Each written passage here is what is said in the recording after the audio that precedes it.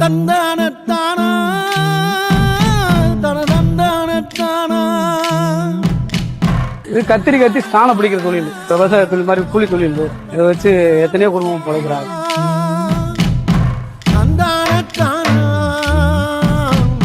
இதை எல்லாருமே மறந்துட்டாங்க. என்னோட தலைமுறையோட இந்த தொழிலும் முடிய போகுதுன்னு இந்த தொழிலாளி ரொம்ப வேதனையோட ஷேர் பண்ணியிருக்காரு.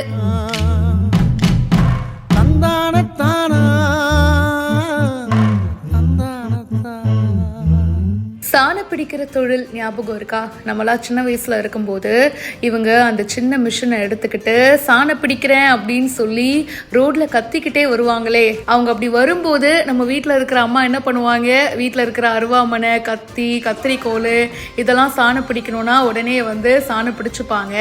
அண்ட் நிறைய கடைகள்லையும் சாணம் பிடிப்பாங்க. சலூன்ல, டெய்லர் ஷாப்ல அவங்க யூஸ் பண்ற அந்த கத்திரிக்கோளுக்கு வந்து சாணம் பிடிப்பாங்க. ஆனா இப்போ பாத்தீங்கன்னா அதோடைய தேவை அந்த அளவுக்கு இல்லைங்க, ரொம்பவே கம்மியாயிடுச்சு. நிறைய பேரு டிஃப்ரெண்ட் கைண்ட்ஸ் ஆஃப் டூல்ஸ் வந்து யூஸ் பண்றாங்க.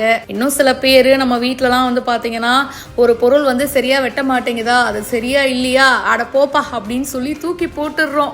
விடாமுயற்சி படத்துல அஜித் சொன்ன டைலாக் தாங்க ஞாபகம் வருது. அப்பெல்லாம் டிவி ரிப்பேர் ஆச்சுன்னா டிவி ரிப்பேர் பண்ணுவோம், வாட்ச் ரிப்பேர் பண்ணுவோம். அதே மாதிரி தான் கத்தி, அருவாமனை, கத்திரிக்கோள் இதெல்லாம் ஒழுங்கா வெட்டலைன்னா சாண பிடிப்போம். ஆனா இப்போலாம் அது எங்கெங்க இருக்கு?